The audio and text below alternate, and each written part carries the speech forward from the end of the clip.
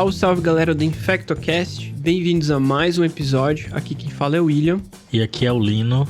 Hoje temos um episódio de vida diária de Infecto, coisa do dia a dia, mais um episódio que a gente já devia ter gravado há muito tempo, tava devendo, e hoje nossa conversa vai ser sobre infecção de corrente sanguínea por Staphylococcus aureus. Isso, a gente quase perdeu nossa carteirinha de podcast de infectologia, porque a gente já tava com mais de uma centena de episódios e nada da gente falar sobre bacteremia por Staphylococcus aureus, que todo clínico, todo médico, todo infectologista lida frequentemente no dia a dia, e um bom infectologista teme Staphylococcus aureus, sabe o potencial catastrófico que uma bacteremia por essa bactéria é capaz de fazer e como é difícil manejar e tratar esses pacientes. Então hoje a gente vai abordar principalmente sobre as classificações, dessa bacteremia, como fazer para reconhecê-la, no caso em complicada ou não complicada, o que a gente precisa para manejar esses pacientes e as opções de tratamento, tanto para os Staphylococcus aureus sensíveis à meticilina e os resistentes MRSA ou MASA, como a gente vai chamar aqui. Como literatura base nesse episódio, William, a gente utilizou um artigo muito legal, que é um artigo de revisão de estado da arte,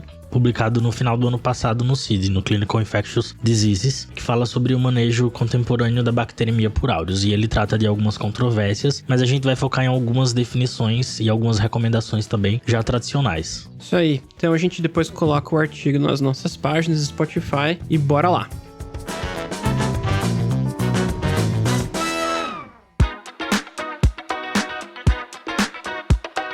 Então, para começar, quando a gente fala de infecção por Staphylococcus aureus, a gente está falando de uma bactéria gram-positiva. E dentre as bactérias, de uma forma geral, eu acho que a gente está falando que ela é sempre top 1, top 2 de relevância na infectologia. É uma bactéria que a gente comumente encontra até na microbiota do nosso micro-organismo. Não é incomum pacientes serem colonizados ou em algum exame você encontrar ela às vezes até como um achado. E também no meio ambiente não é uma bactéria tão incomum de se encontrar. E por que a gente está falando disso? Porque é uma bactéria que tem um potencial de virulência extremamente significativo. Entrando na mesma sequência de raciocínio, no episódio passado a gente conversou sobre infecção de corrente sanguínea relacionada ao catéter. Ela é um dos principais micro-organismos relacionados a isso. E lá a gente já mencionou um pouquinho sobre a grande relevância dela. E além de infecção de corrente sanguínea, além disso, a capacidade que ela tem de causar bacteremia, ela causa inúmeras outras infecções, um potencial de causar doença invasiva muito grande. Então é responsável por desde infecções não complicadas de pele, até infecções com abscesso, infecções purulentas de pele, pneumonia, infecções do sistema nervoso central. Então é uma ampla gama de infecções que o Staphylococcus aureus pode causar. E como o William disse, essa taxa de pacientes colonizados por aureus varia, tá? Depende muito do local onde está sendo estudado e estima-se que mais ou menos ali 30% das pessoas possam ter uma colonização por aureus. E quando a gente vai ver a colonização por MRSA, essas taxas ainda são bem mais variáveis. Aqui no Brasil a gente tem alguns estudos estimando ali um número em torno de 10%. E o Staphylococcus aureus é uma bactéria gram-positiva, certo? É um coco gram-positivo que se agrupa em cachos, pode causar inúmeras infecções, como a gente disse, e ele pode ser dividido em dois subtipos, para o nosso raciocínio em relação à resistência, que é o Staphylococcus aureus meticilino sensível, o MSSA, e o Staphylococcus aureus meticilino resistente, o MRSA ou MASA. E por que a gente está falando de meticilina? A meticilina é uma penicilina anti-estafilocócica que foi criada no século passado para tratamento dessas infecções por aureus, porque logo depois da descoberta da penicilina e seu uso clínico, os Staphylococcus aureus começaram a produzir uma beta-lactamase, que é a penicilinase, que desta forma degradava as penicilinas que a gente tinha anteriormente, tipo as penicilinas naturais e as semissintéticas, e aí o estáfilo começou a ficar resistente às penicilinas. Então penicilina não é mais uma opção para tratamento de Staphylococcus aureus, tá? As penicilinas tradicionais. Então a droga que a gente tem como escolha de tratamento, e a gente vai falar o porquê disso, é a meticilina. E como que a gente sabe que um Staphylococcus aureus é resistente à meticilina? A gente usa aqui no marcador no Brasil a oxacilina, que é a penicilina anti-estafilocócica de escolha, Mas fora você pode ver nafcilina, alguns antibiogramas colocam a cefoxitina como um marcador de resistência à oxacilina. E se o áureus é resistente à oxacilina, ele vai ser resistente a praticamente todos os beta-lactâmicos, certo, Will? Exatamente, Lino. Então, aqui durante o episódio, quando a gente for falando de Staphylo aureus, a gente vai falar desses dois mecanismos principais de resistência. E quando a gente vai falando do Staphylococcus aureus sensível à oxacilina, vai ser às vezes a gente fala Oxa-S, ou fala Oxa, ou fala Staphylo MSSA, ou Staphylo sensível, são todos sinônimos. Mas quando a gente vai falar do Staphylo resistente à oxacilina, é o Oxa-R, ou MRSA, ou MARSA, são sinônimos de Staphylo resistente aí às oxacilinas. E essa resistência, ela vai se dar através de um gene chamado gene MECA, que está presente no cassete cromossômico. Já foram descritos na literatura cerca de 11 tipos de cassetes cromossômicos, né, que é o SCC-MEC. E aí, existe o SCC-MEC 1, 2 e 3, que geralmente são associados a infecções nosocomiais, pelo menos lá quando isso foi didaticamente descrito, e SCC-MECs que são associados a infecções comunitárias, especialmente os cassetes 4 e 5. E aí, esse gene MECA altera o sítio de ligação da oxacilina. A oxacilina e os beta-lactâmicos, eles se ligam ao Staphylococcus aureus na PBP2. E aí o MECA faz uma alteração dessa PBP2 para PBP2A ou PBP2'. Então o beta-lactâmico perde seu sítio de atividade. A exceção a essa regra é a ceftarolina, que é um beta-lactâmico anti-MRSA, e o ceftobiprole, que foram criados justamente para ter ação contra o Staphylococcus aureus meticilino resistente. Perfeito, Lino. Dito isso, né, a gente já explicou aqui os conceitos básicos do estáfilo, aquilo que você precisa saber, e agora a gente vai discutindo um pouco a partir aqui do nosso guideline do IDSA. Só um ponto importante, a gente vai falar aqui principalmente de bacteremia, de infecção de corrente sanguínea, ou seja, a hemocultura positiva para Staphylo aureus. A gente já mencionou isso em outros episódios, mas Staphylo aureus na sua corrente sanguínea, a gente sempre vai valorizar. É uma bactéria que você, a princípio, nunca vai considerar um contaminante. Por vários motivos. Você até pode ser colonizado, mas é uma bactéria muito virulenta e o seu potencial de gravidade, potencial de evoluir mal, a gente acaba sempre tratando. A gente não vai mencionar aqui necessariamente outros focos de tratamento, infecção de pele e partes moles, osteomielite. A gente acaba comentando de forma indireta sobre endocardite, mas o objetivo é a infecção de corrente sanguínea, até porque esse é um tema que, se a gente não focar, fica muito estendido, né, Lino? Uhum. Então, vamos falar sobre bacteremia, basicamente, né? Perfeito. E a gente vai começar falando sobre a avaliação mínima que todo paciente que tem uma bacteremia, veio lá, hemocultura positiva para S. aureus, sensível ou não, qual a avaliação mínima, pacote de exames e medidas que esse paciente necessita. Perfeito, Lino. No artigo ele até coloca assim, vamos começar com um caso clínico. Uma paciente, ela é mulher, 35 anos, com uma história de uso de drogas injetáveis, chega no pronto-socorro com febre e, nas suas culturas, você já tem positivo Staphylococcus aureus. Como você vai avaliar num primeiro momento esse paciente? E aqui já vamos para os 4 primeiros pontos que não podem deixar de passar. Então, o primeiro que eu acho que talvez seja o mais importante de tudo é qual a fonte dessa infecção, né? Então, você precisa descobrir isso, e nada melhor do que uma história e um exame físico completos. De onde que veio essa bacteremia e se eu tenho algum sítio que foi envolvido potencialmente por conta dessa capacidade de disseminação, de grudar, de formar biofilme em outros sítios que o Staphylococcus aureus tem. Então eu tenho que se perguntar quais os sintomas que essa paciente tem, se apresenta dor lombar, se teve alguma infecção cutânea recente, alguma infecção respiratória, se ela tem algum dispositivo que pode ser a porta de entrada dessa bactéria para a corrente sanguínea, se faz uso de drogas injetáveis. E aí eu também pergunto por sintomas guias que não façam focar na possibilidade dela ter um acometimento de algum outro órgão. Por exemplo, se ela tem uma dor lombar, uma lombalgia importante, se ela tem uma alteração da visão que faça pensar em um envolvimento ocular. Então a gente sempre procura a fonte da infecção e locais potencialmente comprometidos pela história clínica. Exatamente, Lino. Como no nosso caso clínico, ele até menciona, a paciente faz uso de drogas injetáveis. Então, nesse caso, para a história, já ficou muito sugestivo qual que é a minha porta de entrada. Como o Lino mencionou, a gente sempre vai procurar, né, um foco. Lembrar que eu gosto de falar que o Staphylo aureus gosta de viajar, ele gosta de vir coçar uma maletinha. Varia um pouco da literatura, isso pode ser variado, mas tem alguns locais que falam de 30% a 60% que é um foco à distância. Sempre pensar que o Staphylo pode ter vindo de algum lugar. Então, isso é sempre muito importante. E muitas vezes esse foco não tá na cara, né? Às vezes ele demora para aparecer. Exato. E até a complicação dele pode vir depois. O paciente já tratou uma bacteremia, recebeu alta, e aí depois ele volta com febre e dor lombar. E aí você descobre que tinha uma espondilocite, que você pode ficar na dúvida se é nova ou se foi a causa dessa bacteremia. Exatamente.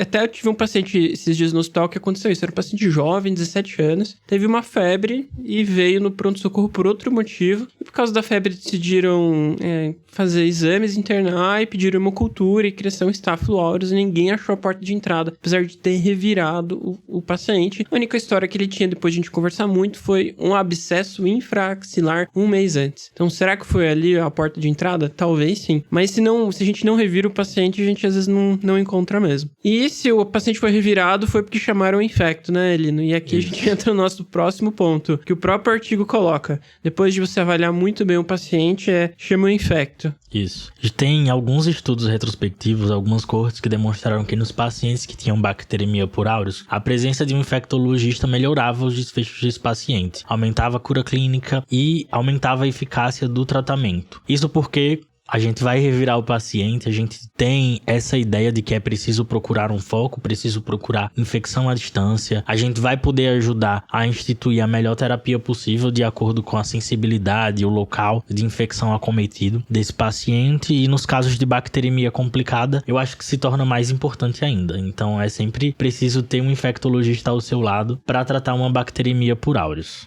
Perfeito, Lino. No próximo ponto, ele coloca do mínimo que você precisa fazer, pedir culturas de controle. A gente vai discutir um pouquinho mais pra frente, mas ele até coloca esse ponto como em que momento você vai solicitar ou não, mas assim, na literatura já tá bem claro. Pra Staphylo aureus, você precisa ter cultura de controle. Até porque isso vai determinar como vai ser o tempo do seu tratamento. Mas nunca esquecer, infecção por Staphylo aureus, geralmente, né, quando você já identificou Staphylo aureus e tudo mais, isso já passou pelo menos 48 horas. É muito difícil você conseguir identificar ele tão rápido. Pode acontecer, mas a literatura varia entre 48 e 72 horas, né? 2, 3, às vezes até 4 dias a gente pede uma hemocultura de controle, mas a primeira dica aqui é jamais esqueça. Isso. Porque é preciso documentar que houve erradicação microbiológica justamente por ser um patógeno difícil de esterilizar. No caso, difícil de esterilizar a corrente sanguínea quando ele está presente. E essa capacidade que ele tem de formar biofilme, de fazer infecção metastática e grudar em algum local, vai determinar a mudança do tratamento, né? Determina o quanto de tempo você vai tratar. Então é sempre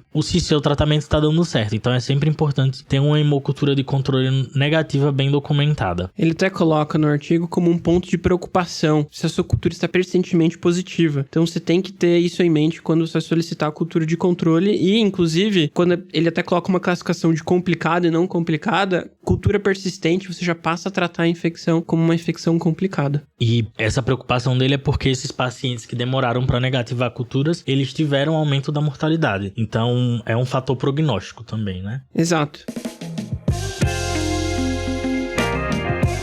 E o próximo ponto é faça um ecocardiograma. Então, peça um eco. Nesse primeiro momento, um eco transtorácico, né?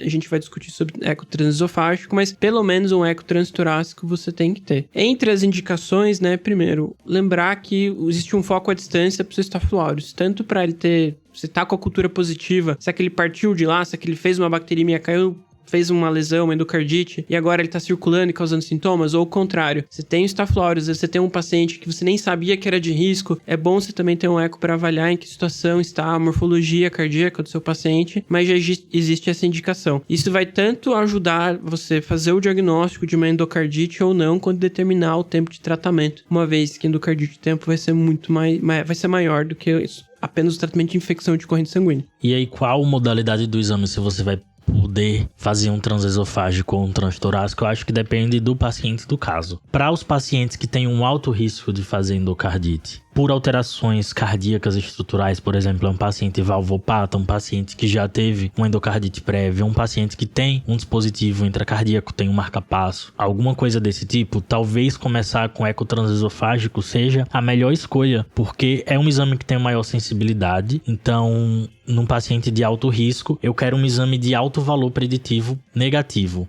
tá? Para dizer que esse paciente não tem endocardite. No caso do eco transtorácico, nos pacientes de baixo risco, que negativam a hemocultura rapidamente, eu posso fazer um eco transtorácico, visto que é um exame mais facilmente disponível e que tem uma chance menor de complicações comparado ao eco transesofágico. Mas A gente sabe das dificuldades, né, que alguns serviços, alguns locais têm para fazer o eco transesofágico. Então, pelo menos um eco transtorácico. E aí, se o paciente tá com hemocultura persistente positiva, se ele tem algum sinal clínico de endocardite, aí você tem que lutar para conseguir o eco transesofágico, tá? E também na suspeita de alguma complicação de endocardite. Se o paciente tem endocardite confirmada ou algum achado no eco transtorácico que sugira acometimento cardíaco, é muito importante fazer um eco transesofágico, porque ele vai ajudar para ver abscessos paravalvares, definir melhor o tamanho da vegetação, o que pode mudar, se vai ter uma conduta cirúrgica ou não. Então, diante da confirmação de endocardite, o eco transesofágico também é imprescindível. Um ponto interessante que ele coloca aqui, que fica uma dica, ele coloca assim: existem alguns calculadores de risco que você pode usar para tentar estratificar qual seria o seu risco de endocardite e por isso talvez lançar a mão de um eco transesofágico. Ele coloca aqui alguns exemplos como o Virsta, The Virsta Score. Na prática, eu já usei ele mais de uma vez, inclusive foi útil, a gente usou ele para tomar uma decisão e... inclusive, isso talvez ajude a te estratificar de forma de porcentagem e tomar essa decisão.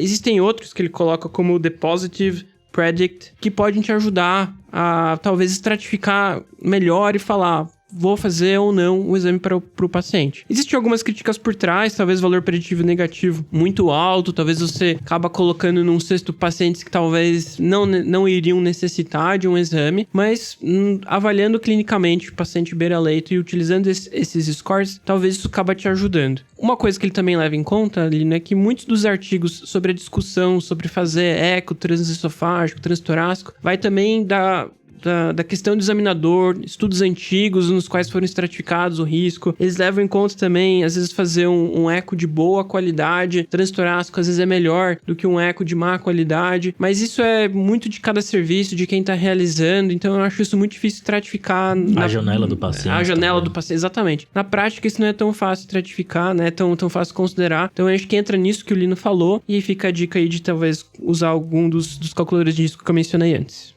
E aí, essa foi a avaliação mínima, né, que todo paciente precisa. Achei interessante que não tá aqui, mas em geral a gente usa no dia a dia quando disponível, que é o fundo de olho, né, Will?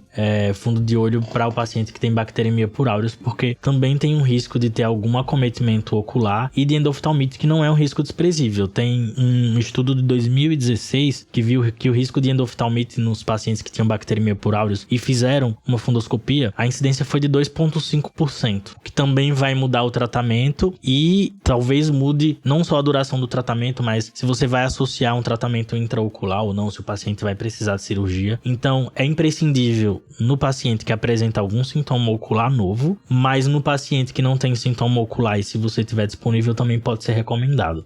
Exatamente, Lino. E agora a gente parte para o próximo ponto, que talvez não seja a realidade de todo mundo que ele discute aqui nesse artigo. Qual que seria o benefício de você colocar um teste molecular associado aos seus testes positivos em hemocultura para Staphylo aureus? Bom, primeiro que é um exame que, assim, levando em conta Brasilzão, né, ele não é muito fácil você encontrar este exame. Só para o pessoal que está ouvindo a gente entender, existem alguns locais que existe um teste molecular, ou seja, você faz um PCR assim que sua hemocultura está positiva. Isso teria a vantagem de acelerar o seu resultado. Quando a gente está falando de Staphylo aureus, qual que é o benefício na mesa em fazer esse PCR? Um dos motivos é que você talvez estratifique o tratamento mais rápido. Talvez você saiba mais rápido se o paciente tem um Staphylo oxa sensível ou oxa R e você consiga manejar antes o antibiótico do seu paciente. Em vida real é aquela coisa, é um exame a mais, né? Ele não é assim, se você tivesse todo o dinheiro do mundo e pudesse pedir qualquer exame, acrescentar qualquer exame, é um exame interessante. Às vezes o paciente está ganhando uma droga nefrotóxica para MRSA que você poderia descalonar antes. Isso. E aí esse PCR é justamente para buscar aquele gene que eu falei, o MECA. Então, se disponível, é uma boa opção, principalmente quando aliado a um time de resposta rápida, né? Um time de stewardship que consiga responder rapidamente a esse diagnóstico. Veio PCR para MECA positivo, o microbiologista entra em contato com farmácia clínica ou com o médico prescritor e aí sim teria uma vantagem para o paciente. Na prática, é meio incomum se achar o gene de resistência e a bactéria não está expressando ou não ter ela quando você vai fazer o teste de cultura. Geralmente bate o PCR e a cultura final. Mas tem que ter isso em mente, né? Às vezes, no mundo real da microbiologia, às vezes nem tudo casa 100%, mas já justifica mudar a conduta, pois essa chance é bem pequena. Ainda na avaliação adicional, além desses exames, o que a gente pode fazer é tentar o diagnóstico a partir dos sintomas que o paciente apresenta. Então, como eu disse aqui, se o paciente tem uma dor lombar, uma restrição de movimento importante, você pode pensar que ele tem uma espondilocite. E, nesse caso, o exame que tem uma acurácia diagnóstica melhor, o exame de imagem com a melhor acurácia diagnóstica é realizar uma ressonância magnética de coluna, que pode ser somente no nível do sintoma do paciente ou ser uma ressonância de coluna total, justamente por conta desse mecanismo de disseminação hematogênica, né? Vértebras não contíguas podem estar acometidas, então aumentaria a sensibilidade do seu diagnóstico. E outros exames, como por exemplo, se o paciente começa a fazer um edema de joelho importante, muita dor no joelho, você pode realizar uma artrocentese, mandando aquele líquido sinovial para cultura, GRAM, citologia, todo aquele arsenal que a gente tem na investigação de uma artrite séptica, porque isso também vai mudar a forma como esse paciente vai ser tratado. Outro exame que ele até menciona ali é o PET scan. Assim, também outro exame que para a realidade do Brasilzão afora a gente não vai ter em todo local, mas é legal agora, assim, o pessoal saber que existe essa indicação para quando você às vezes quer investigar um foco à distância, como se fosse, né, metástase bacteriana, né, quando vocês têm um foco à distância, ela teria essa vantagem, mas assim, quantidade de exames para fazer para ter benefício não é num número tão desprezível, então você tem que fazer exames em pelo menos, em média de 7 a 9 pacientes para isso acabar mudando a sua terapia. E de novo, né, a gente não vai ter em todo local esse exame, mas saber que existe, entrou inclusive nos novos critérios de endocardite para rastreio, às vezes é uma ferramenta que daria para tentar usar. Isso, principalmente vai ser útil, né, quando pensando em endocardite, nos pacientes que têm válvula protética e pensando não somente em endocardite, ele é muito útil naquele paciente que tem uma bacteremia persistente e você não sabe de onde tá vindo, você tá dando antimicrobiano adequado, tá com uma exposição adequada de antimicrobiano e o paciente não melhora. E aí você usa o PET-CT como uma ferramenta de identificação de algum foco profundo, porque ele tem uma alta sensibilidade para isso, e aí você identifica um foco profundo e pode controlar esse foco por cirurgia, drenagem, whatever, seja lá o que for. E aí ele vai ser importante nesse cenário. Exatamente, Lino. A gente falou da avaliação mínima, da avaliação adicional. E aí, uma coisa que eu vou colocar, que era que a gente devia ter focado em um pouquinho mais lá no início, falando da avaliação mínima e no exame físico, é se esse paciente tem algum dispositivo ou não. Certo? Perfeito, Lina. A gente não comentou, mas isso é essencial nesse rastreio. É essencial, porque ele tanto pode definir se esse dispositivo é a fonte da bacteremia ou se esse dispositivo vai se tornar um santuário para perpetuar a bacteremia. Então, por exemplo, paciente dialítico que tem um catéter, um permicate. Um paciente que tem um CDI, que tem um marca-passo. Alguém que pôs uma prótese de joelho, de quadril. Tudo isso pode ser tanto a fonte da infecção, quanto num paciente que começou a ter bacteremia, o áureo tem a capacidade de grudar lá e aí ser difícil de erradicar. Então talvez você precise avaliar, quando a gente for falar no tratamento, a retirada desse dispositivo. Então sempre tem que olhar com muita atenção se esse paciente tem um dispositivo implantável ou não. Perfeito, Lino. Dito isso, bora pro nosso próximo ponto. Agora vamos falar sobre tratamento. E eu acho que para partir de tratamento tem um conceito que tem que estar muito claro para todo mundo, que é a definição de bacteremia complicada. O que é uma bacteremia complicada? É a bacteremia que não obedece a todos esses critérios. Se ela desobedece a qualquer um desses critérios, ela entra como uma bacteremia complicada, o que modifica totalmente o manejo do paciente. Então, primeiro, né, você tem que excluir que esse paciente tem endocardite. Por isso o ecocardiograma que a gente falou lá. Então, o paciente não tem endocardite, ele não tem nenhum dispositivo implantável, como prótese, não tem um marca-passo, ele tem as hemoculturas de controle negativas lá depois do tratamento adequado, né? Não adianta você começou, sei lá, oxacilina e é um MRSA e a hemocultura está persistentemente positiva. Você não considera isso como tratamento adequado. Depois de um tratamento adequado com vancomicina, neste exemplo que eu dei, ele fica com a hemocultura negativa. Se ele melhorou clinicamente com antibiótico e no seu exame, no seu rastreio feito, ele não tem evidência de nenhum sítio metastático de infecção. E aí, obedecendo a tudo isso, ele é classificado como uma bacteremia não complicada. Exatamente, Lino. Outro conceito importante que a gente vai falar agora sobre o tratamento é tratamento de Staphylococcus, Staphylo MRSA. Então ali ele até coloca um exemplo, né, de um paciente que está em tratamento e alguns pontos. Quando a gente vai tratar o Staphylococcus S, a gente tem que dar uma droga, um equivalente a uma droga anti-estafilocócica, uma penicilina anti-estafilocócica, ou, como ele menciona, cefazolina, né? Um equivalente a cefazolina. E quando a gente tá falando do OXA-R, né, da MARS, a gente dá um equivalente a uma vancomicina, ou seja, uma droga que tem cobertura. Eu sempre menciono, a gente já mencionou isso em outros episódios, mas assim, é um conceito super importante. Quando a gente tá falando de estáfilo sensível, dar uma droga com um perfil, como por exemplo, para MRSA, a vancomicina, tem um perfil não favorável, ou seja, você tem uma maior mortalidade. Em outras palavras, se o estáfilo é oxa sensível, você vai dar um equivalente ao oxa, cefazolina, oxacilina, uma droga como a vancomicina, que seria uma droga até, né, com uma cobertura mais ampliada, que estaria pegando além, ela não tem um desempenho tão bom quanto uma droga sensível. Ou seja, se eu dou vancomicina para um Staphylococcus S, eu estou dando uma droga pior para o meu paciente. Então, a gente sempre tem que salientar. Se é sensível, é o antibiótico certo. Se é resistente, eu vou dar o antibiótico com perfil para resistência. Em outras palavras, oxacilina, cefazolida para estáfilo sensível. Agora, MRSA, eu vou dar vancomicina, daptomicina, linezolida. Esse conceito tem que estar muito claro quando a gente vai falar de tratamento de Staphylo aureus. Trocar, né, a oxa por vanco, nesse caso de sensibilidade presente, significa aumentar a mortalidade, aumenta a chance de relapso da infecção e também aumenta evento adverso. Então, a gente vai preferir uma penicilina anti-estafilocócica ou cefazolina. E aí, a gente entra numa outra seara. Vamos continuar aqui falando do estáfilo meticilino sensível em relação à escolha de penicilina anti-estafilocócica, que no nosso meio oxacilina ou cefazolina. Tem diferença entre elas? Então, quando a gente olha algumas meta-análises e estudos observacionais, não há diferença entre oxacilina e cefazolina em termos de eficácia. O que a gente sabe é que a cefazolina, ela tem um perfil de segurança mais favorável, o paciente tem menos evento adverso do tipo tem menos hepatotoxicidade, uma sobrecarga volêmica e de sódio menor, faz menos reação de hipersensibilidade e menos nefrotoxicidade, sem contar que é uma posologia mais cômoda, né? 2 gramas de 8 em 8. Muito menos chato, né? Quem já prescreveu oxacilina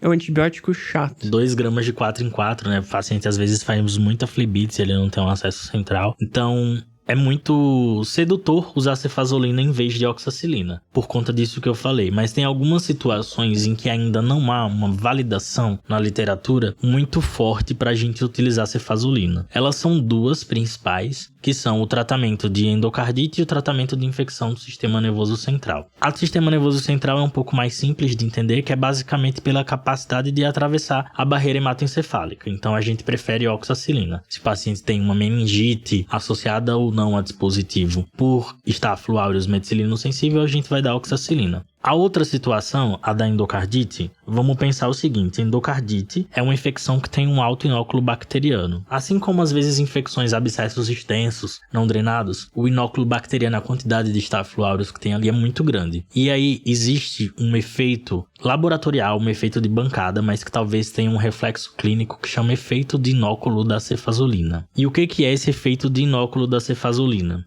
É o seguinte: quando eu tenho uma quantidade muito grande de bactéria, eu posso ter um aumento do MIC que eu não via in vitro. Eu dou cefazolina e o MIC aumenta para 16 microgramas por mililitro ou mais, né, quando a gente usa um inóculo muito alto de Staphylococcus em comparação com o inóculo padrão. Ou seja, em outras palavras, é como se a cefazolina ficasse resistente e aí você diminui a eficácia do seu tratamento. Então, para tratamento de endocardite, ou então um abscesso não drenado, alguma coisa que você não tem perspectiva de controle de foco rápido, talvez seja melhor manter a oxacilina em detrimento da cefazolina. Mas os dados ainda são muito conflitantes na literatura a respeito disso. Então, resumindo, tem eficácias semelhantes com perfil de segurança melhor para cefazolina, exceto se endocardite e meningite, quando a gente vai preferir usar oxa. Perfeito, Lino.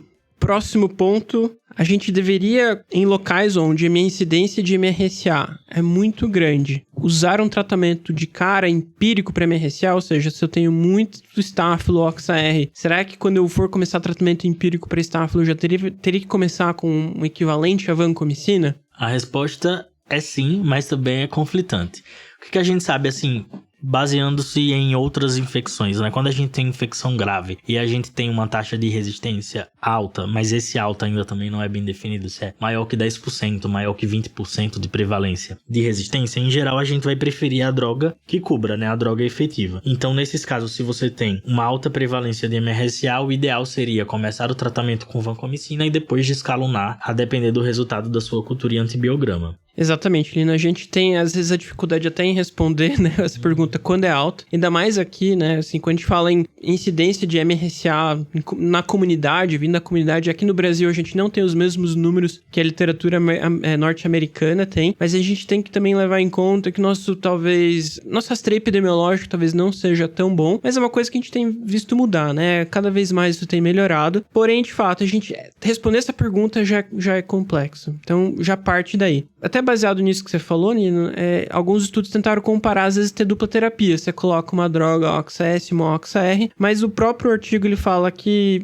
alguns estudos, quando compararam, viram que talvez vanco e monoterapia não tem um efeito muito melhor, ou seja, não teria grandes benefícios em você dar 2 antibióticos em detrimento de um. E a gente até pode falar mais sobre monoterapia e dupla terapia mais pra frente. Carece de literatura sobre esse eventual benefício. Mas o artigo fala pra não fazer no final das contas, né? No final das contas ele é meio contrário, né? Eu acho que vale aqui um pouco de experiência pessoal nossa, né, Lino? Quando a gente tá falando de infecção relacionada a serviço de saúde, se você, por exemplo, o paciente tem um dispositivo, um Shiley, um catéter, e ele já vem de um serviço onde é muito bem descrito que tem infecção por MRSA, aí vale começar logo de cara a terapia com vancomicina, que talvez seja mais seguro pro seu paciente. Assim como pro paciente que tá internado, né? Mas é aquele paciente que vem da comunidade, não tem nenhum fator de risco aparente para MRSA e não tá chocado, etc. Acho que dá para você começar uma terapia pro MSSA e aí depois você vê o que faz. Só colocar um porém aqui naqueles pacientes que você pode pensar que tem um Camasa. Lembra quando eu falei lá no início, né, dos mecanismos de resistência? Eu falei dos cassetes cromossômicos 4 e 5, que geralmente são mais descritos em Staphylococcus aureus da comunidade. O que é esse Staphylococcus aureus meticilino resistente da comunidade, né? Que é o Camasa, que eu vou chamar aqui. É um estáfilo que tem um alto grau de virulência, porque ele traz também o gene que leva à produção da pentovalentine leucocidine, da PVL, e aí geralmente faz infecções muito graves, com necrose, etc. Então, naquele paciente que vem com uma pneumonia necrotizante ou que tem histórico de infecções de pele de repetição, abscessos de repetição que não melhoraram com o tratamento beta-lactâmico, você pode pensar que ele tem um Camasa e aí, nesse caso, iniciar uma terapia já com vancomicina ou com alguma droga anti-MRSA.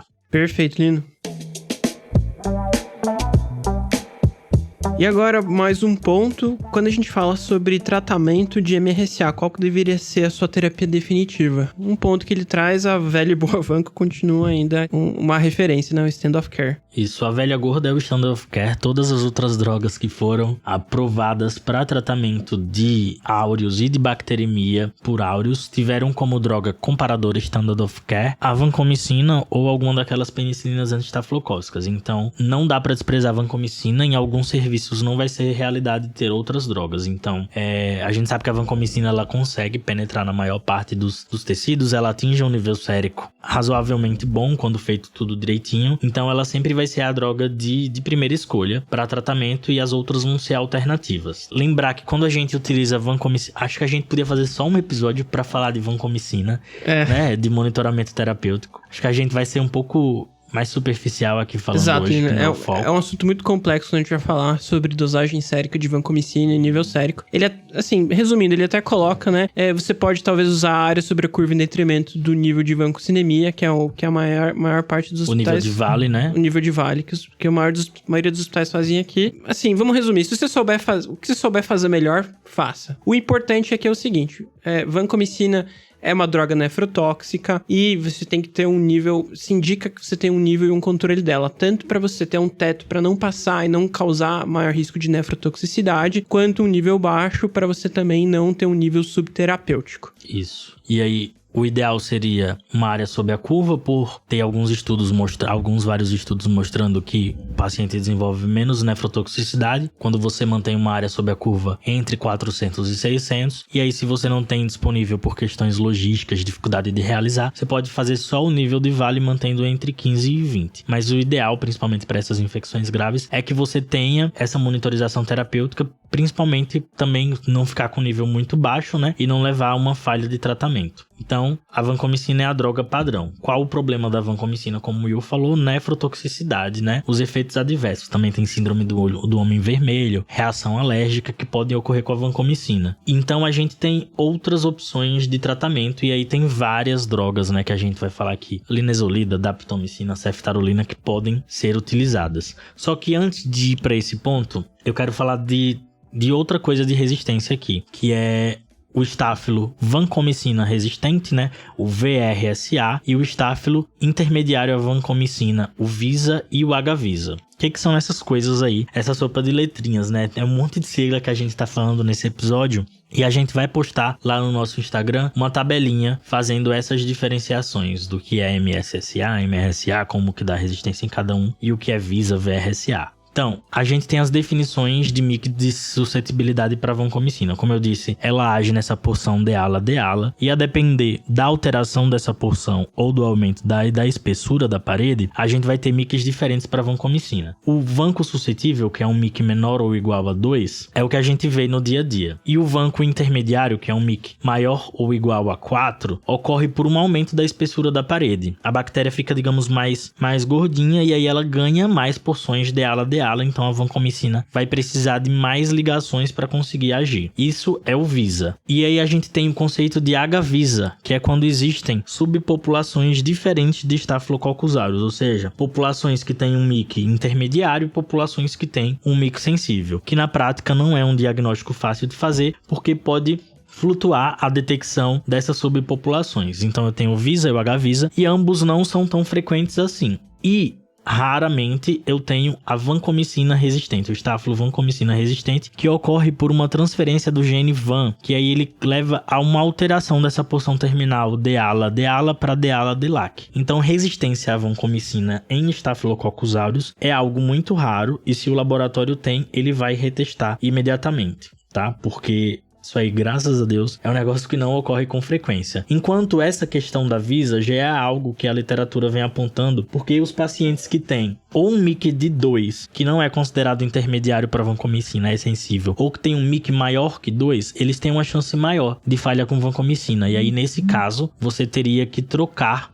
de droga. Então, muitas vezes a gente fala, né, Will, que infecto não fica olhando para MIC de bactéria. Mas para algumas situações específicas, a gente escolhe pelo MIC também, né? Não só se é sensível ou é resistente, mas pelo valor do MIC. Então, Staphylo aureus com MIC de 2, é melhor você trocar de terapia, porque a chance de você atingir um parâmetro de PKPD lá, de área sob a curva entre 400 e 600, para um MIC de 2 é muito difícil. Então, a gente falou que a vancomicina é a droga padrão. Eu dei esses insights aqui sobre resistência e resistência intermediária à vancomicina. Então, vamos falar das alternativas possíveis, né? A próxima alternativa que ele menciona é uma alternativa não barata, mas quando a gente tem pra usar uma droga, assim, bem tranquila, né? A gente vai falar agora da daptomicina, que ele coloca como próximo exemplo que tem um efeito bactericida, tanto para MRSA quanto MSSA. Um ponto importante aqui é que ele fala que tem alguns estudos que viram que daptomicina, estudo de não inferioridade, que talvez ela seja equivalente à vancomicina, principalmente quando a gente tá falando de MRSA. Então é uma alternativa que a gente pode acabar considerando quando você tem. Posologia também super convidativa, você pode fazer ela uma vez ao dia, mas ele chama atenção o seguinte ponto. Alguns locais de literatura fala da dose de 6 mg quilo, que é a dose padrão, mas quando a gente tá falando de infecção principalmente complicada por Staphylo aureus, algumas literaturas já sugerem uma dose maior, de 8 a 12 mg por quilo. Principalmente quando você vai falar, né, infecções às vezes de um sítio, um foco às vezes não resolvido, é meio clássico utilizar essa dose maior da daptomicina. Isso. A gente vem desse conceito aí lá do VRE, né, principalmente do Enterococcus faecium, que eles viram que quando usava daptomicina em dose inferiores à dose de bula, né, que é 6mg quilo, a chance de falha era muito maior. Então ele põe pra você jogar uma dose mais alta de 8 a 12. Só que 8 a 12 tem um intervalo aí que a gente precisa acertar, né? Dou 10, dou 9, quanto que eu dou? Então também precisa de estudo pra definir se 12 é melhor que 10 ou se não faz diferença. Mas lembre sempre, quando você for tratar qualquer infecção grave com daptomicina, a dose tem que ser alta. E essa dose alta tem riscos associados, né? Mas que em geral não são frequentes. Então, sempre monitorizar CPK, porque o paciente pode evoluir com miopatia. E uma outra coisa que pode acontecer, que não é um evento comum, é a pneumonia eosinofílica. Então, esses são os riscos associados ao tratamento com daptomicina. Classicamente, a gente não utiliza ela para infecção de pulmão, porque ela é inibida pelo surfactante pulmonar, é uma formação básica da daptomicina. Para pneumonia não rola. Não posso usar vanco, ou usei vanco, não atingi nível sérico. Tá ou difícil, é um intermediário, o paciente fez rash, o paciente fez rash, alergia, e você não acha que é homem vermelho, né? Porque para homem vermelho dá para fazer outras coisas. Você não troca para teico, tá? Se for alergia, porque tem risco de reação cruzada, então você vai para daptomicina. E aí talvez alguém pergunte, e a teicoplanina? Eu posso usar? Não posso? Eles nem colocam aqui no artigo, né, Lino? Os americanos não são tão fãs assim da teicoplanina. Eu confesso que eu uso muito no meu dia a dia em um dos hospitais de referência que eu trabalho, que a gente tem, até por essa dificuldade de fazer, às vezes, nível sérico da vanco e essa questão de controle da função renal. De uma forma geral, a gente até pode utilizar, ela tem um nível terapêutico muito grande, então doses baixas, doses altas, acabam indo muito bem, mas assim, lembrar que não é o padrão ouro, né? Isso, não tem muito estudo em relação à teicoplanina, mas o que a gente sabe é que ela tem menos chance de evento adverso comparada à vancomicina, e tem essa questão de que o Will até falou, não consigo atingir nível sérico com a vancomicina. Para teicoplanina meio que a gente fecha os olhos, não sei se é bom, não sei se é ruim, porque a gente não consegue fazer, mas pode ser utilizada como uma tentativa, né? Principalmente para deshospitalização, já que dá para fazer uma vez ao dia, assim como a daptomicina. E as outras drogas que podem ser utilizadas, né, apesar de não recomendadas como primeira alternativa, são a ceftarolina e a linezolida. Lembrando que a ceftarolina, ela não tem aprovação em bula para infecção de corrente sanguínea pelo MRSA. Ela tem indicação para infecção de pele, partes moles e pneumonia. Então, isso é um ponto importante pra gente trazer na mesa aqui. Isso, a gente precisa de literatura mais sólida para poder utilizar a ceftarolina, mas se for utilizar, tem que utilizar com uma dose mais alta e de 8 em 8 horas para ter uma eficácia maior. A ceftarolina, como eu tinha dito, é um dos poucos beta-lactâmicos que tem ação contra o MRSA, né? E um ponto interessante da ceftarolina que ele trata no artigo é o uso de ceftarolina com daptomicina, dessa terapia combinada para infecções persistentes por Staphylococcus aureus ou infecções que você está tendo falha de tratamento. Aí você pode utilizar essa combinação. E de onde que deriva isso, né? Tem algumas cohorts, algumas séries de casos que mostraram uma taxa de sucesso com essa combinação. E aí até foi tentado fazer um trial aberto com 40 pacientes que comparou daptomicina com ceftarolina versus o standard of care, que podia ser vanco, dapto. E aí esse estudo foi interrompido porque o standard of care, esses braços, quase todos os pacientes tiveram desfechos ruins em detrimento da combinação ceftarolina com daptomicina. Então, tem um trial rolando aí pra gente ter mais informações a respeito disso, mas só ficar de olho que nesse caso pode ser, no caso daquele paciente que não consegue negativar a hemocultura, se já controlou o foco, pode ser uma opção de tratamento, fazer essa combinação de drogas.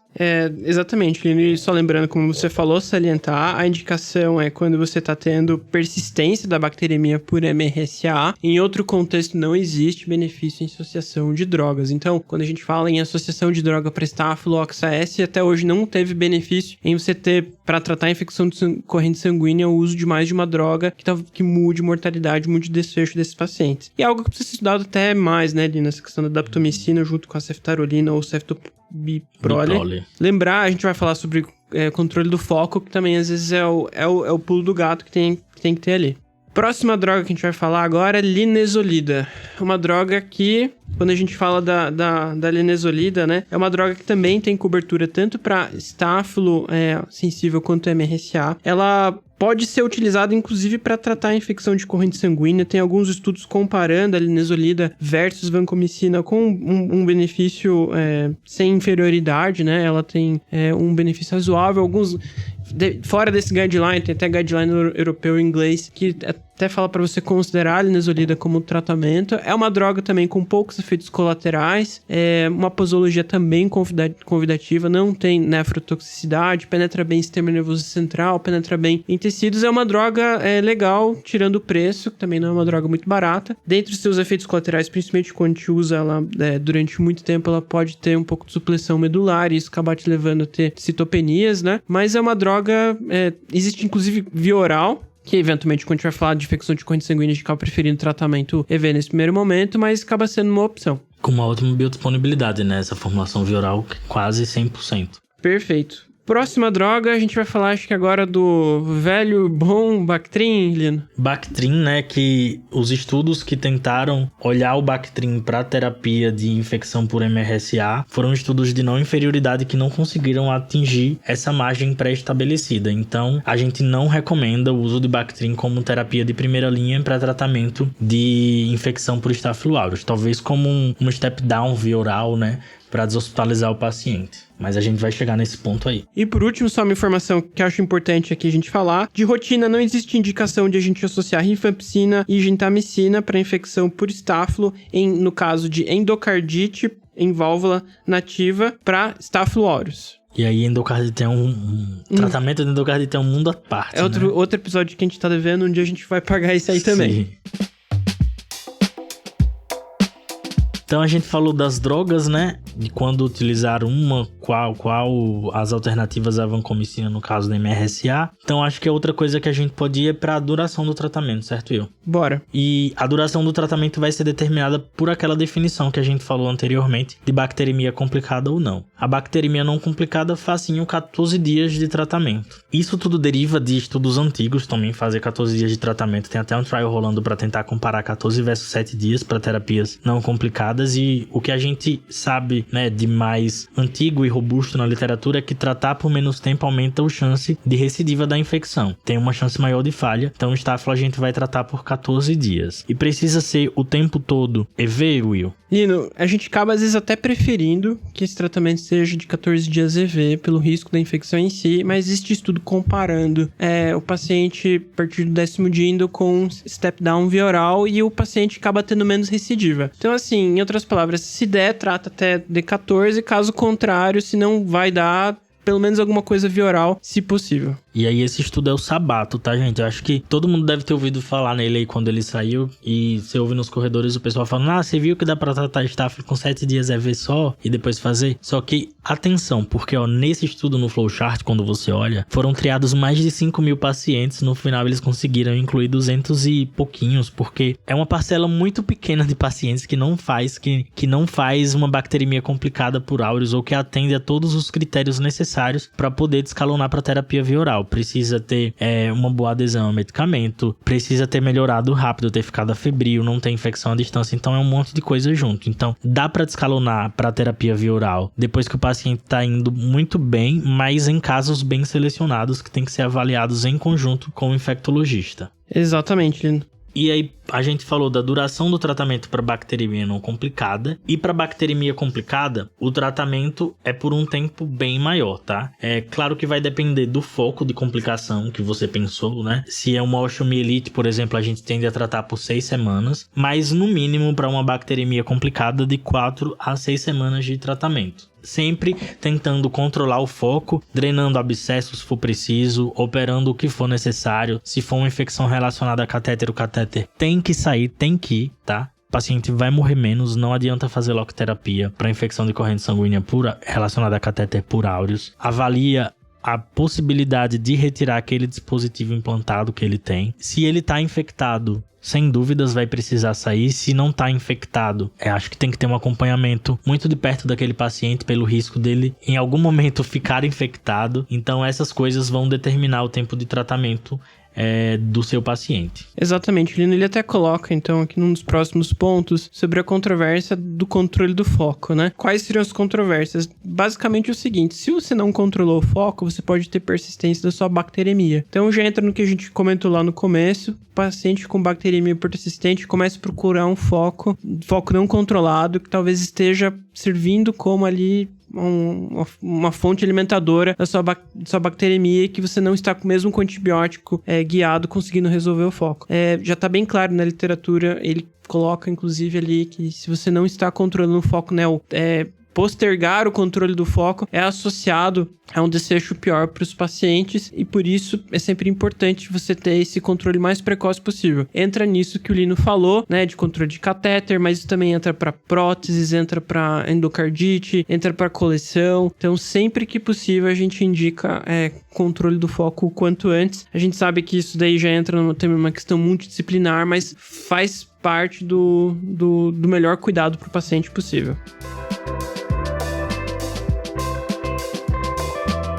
Acho que a gente falou tudo, né? A gente falou das terapias, falou de step-down oral, quando que dá pra fazer, falou das avaliações mínimas e adicionais que o paciente precisa no início. Acho que agora é só falar do prognóstico. Exatamente. Quando a gente fala de uma infecção não complicada, o prognóstico é muito bom. Principalmente quando você já tem um controle das culturas, né? A cultura já vem negativa logo no seu primeiro momento. Geralmente, nesses casos, o paciente não tem recidiva, não tem foco à distância, não tem maiores complicações. É aquele caso bonitinho que a gente gosta de ver na prática, né? Você começou a tratar, a próxima cultura de controle já veio negativa, você termina o tratamento ali em 14 dias e suspende o tratamento, o paciente fica bem. Apesar da gente falar assim, é bonitinho e tal, ainda é uma taxa de mortalidade e de complicações altas quando você compara com outras bacteremias e outras infecções, tá? Tem um estudo mostrando que a taxa de mortalidade em 3 meses foi de mais ou menos 25%. Então, lembre sempre que é uma infecção grave, tá? O paciente tem uma chance maior de falhar o tratamento, principalmente nesse contexto de bacteremia persistente ou de bacteremia complicada que o Will falou, né? E principalmente se for MRSA. Então, nesse caso, o paciente merece um acompanhamento mais de perto, um acompanhamento ali pós-alta,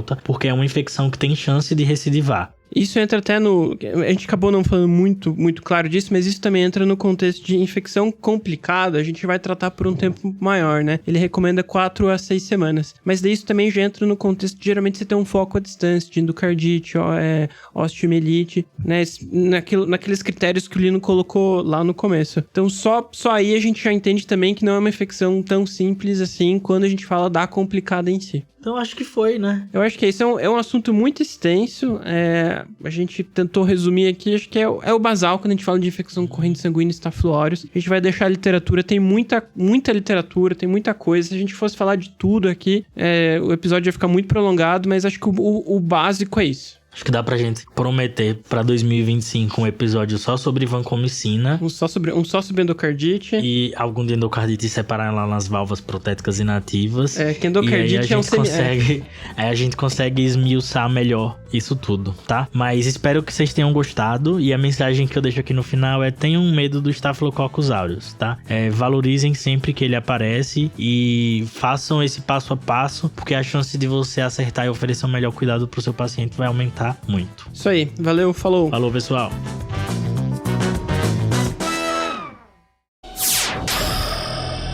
Semibreves, edição de podcast.